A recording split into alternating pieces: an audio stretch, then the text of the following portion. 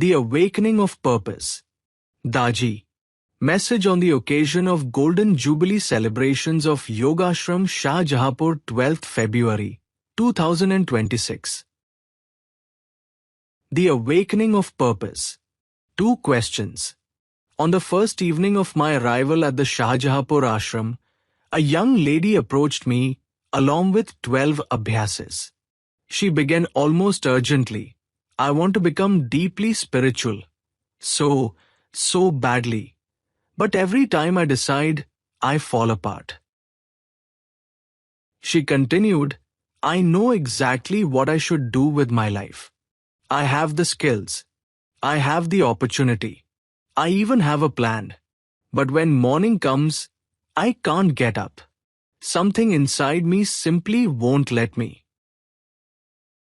Around her, others nodded in quiet recognition, including her father, who has been a trainer for nearly 2 decades. With visible frustration and a trace of pain, he added, "What can I do, DAAJI? I find myself in a similar situation." After listening carefully, I proposed 2 questions to her to seriously ponder over. 1. Do you love where you are going? 2. Are you dissatisfied with where you are?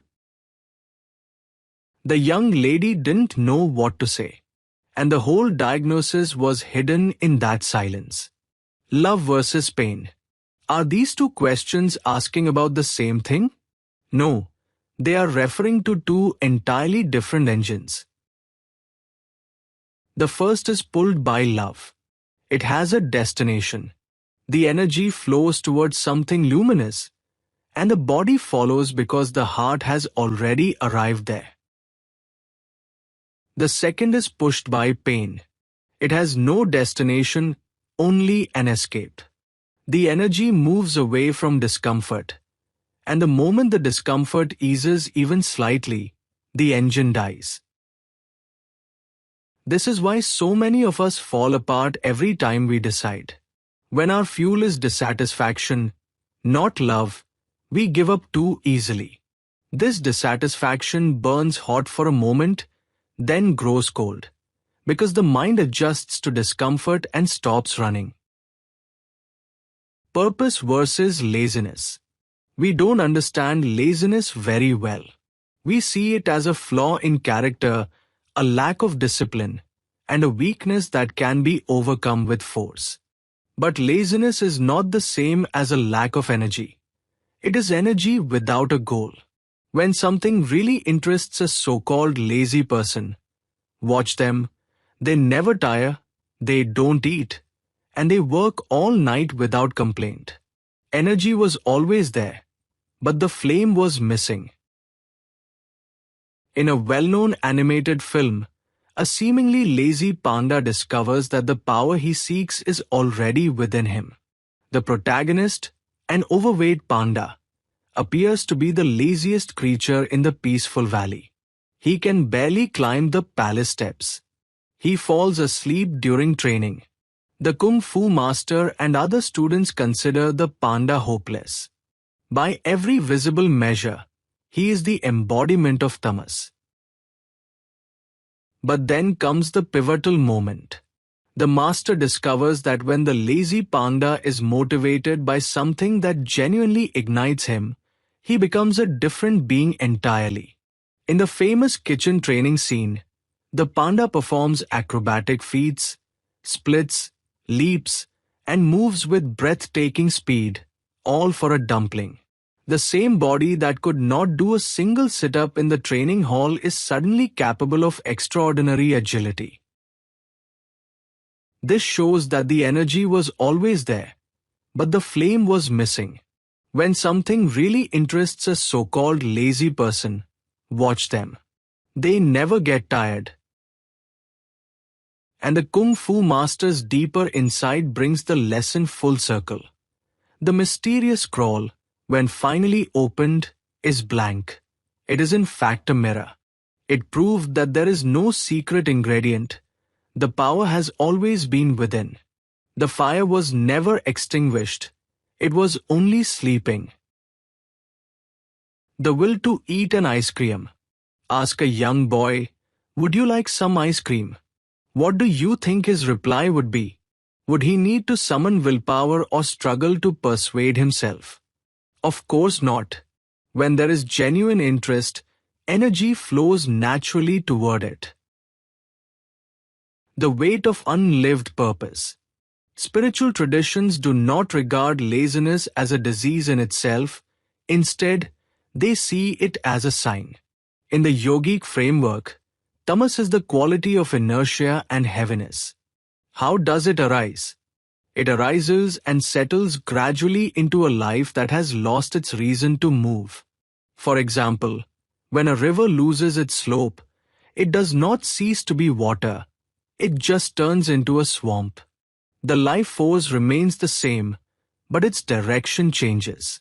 What has shifted is the pull, the downward gradient, the quiet call that once said, "Come this way." What about ambition? Ambition is not the same as greed, as some people assume. The soul does not easily accept a life that is smaller than what it knows is possible. When true ambition fades, it does not disappear without consequence. It leaves behind a heaviness that may feel like tiredness, boredom, or even depression. But often it is something else. It is the weight of purpose left unfulfilled in a life that has stopped stretching toward its own potential. Babuji said that the soul wants to be free from its chains. That desire is a form of ambition, the highest kind. We want to become what we already are but have forgotten. His third maxim makes this unmistakable. Fix up your goal, which should be complete oneness with God. Rest not till the ideal is achieved. Notice the verb, rest not. Not, try not to rest. Not, hope you don't rest. Rest not. When this goal is alive, laziness can't get a grip. When it sleeps, there is no way to replace what is missing with alarm clocks, motivational speeches, or productivity systems. Finding your purpose. If being lazy is a sign, the cure must get to the root of the problem. And the reason is always the same, not being connected to a purpose. The Japanese have a word for this connection, ikigai, which means a reason for being, a reason to wake up in the morning. In Okinawa, where some of the longest-lived people on Earth reside, researchers found that elders who could name their ikigai lived longer and more vital lives than those who could not. The body that has a reason to rise does not need an alarm clock. The soul that knows why it is here does not negotiate with the morning. Purpose is not an idea. It is something you feel. When you meditate and feel something in your chest, like warmth, a pull, or a quiet insistence that there is more to you than what you have been living, that feeling is purpose announcing itself. It doesn't have to be dramatic, and it need not come as a voice or a vision. It might come as a whisper that says, "You weren't made for this smallness." At its core, the heartfulness practice of morning meditation is a daily meeting with purpose. Pranhuti, the yogic transmission, does more than calm the mind when it enters the heart. It changes the direction of the inner compass. It reminds the system, on a deeper level than thought, where it is going and why the trip is important. This is why practicing regularly makes both the meditation and the day that follows better.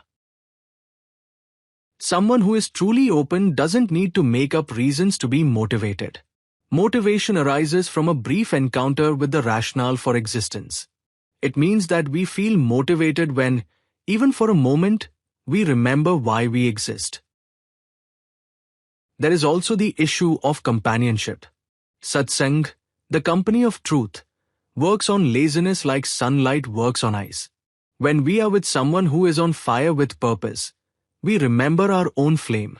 The fire spreads, and it moves from one heart to another without words or instructions, just by being close to each other. This is why the traditions stress the importance of getting together, being part of a community, and being with people who are awake. It is not because we can't walk alone, but because walking together reminds us why we do. Take the first step. The wise people have always known something that the productivity experts often overlook. You can't think your way out of stagnation. You have to move to get out of it. The movement doesn't need to be dramatic. It simply needs to be real. Babuji once made a distinction that cuts to the bone. People try but do not attempt. Trying carries within it the permission to fail. It keeps one foot on safe ground. Attempting is something else entirely. It gathers the whole being into one direction.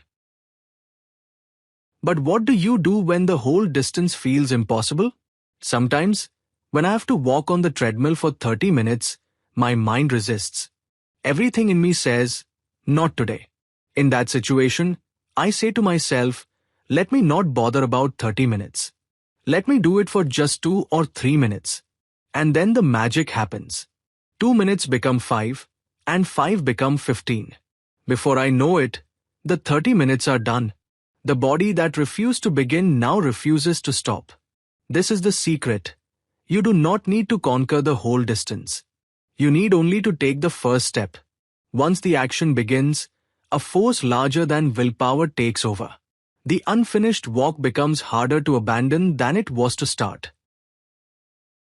One action done with full attention breaks the spell of tamas more quickly than 100 plans made while lying in bed. The Bhagavad Gita does not say, think great thoughts. It says, do something. It also does not imply, do the right thing or do very impressive actions, but simply do something. The body is moving, the hands are busy, and the will is focused on something, anything that matters. This is the hole that lets light into the dark room. One action done with full attention breaks the spell of tamas more quickly than 100 plans made while lying in bed. You never have to ask yourself if you have the energy. You do. The question is whether you remember what the energy is for.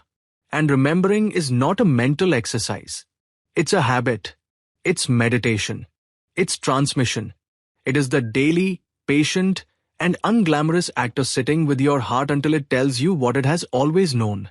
Tadapa, a deep longing, an inner ache, a yearning. Your laziness didn't kill your drive. It just buried it. And what is buried can be found again. The fire is still there. It is only asleep. One breath of purpose can awaken it, not for those who merely try, but for those who truly attempt. Rest not. With prayers. Kamlesh, 12th February, 2026. Message on the occasion of Golden Jubilee celebrations of YOGASHRAM SHAHJAHANPUR, 12th February, 2026.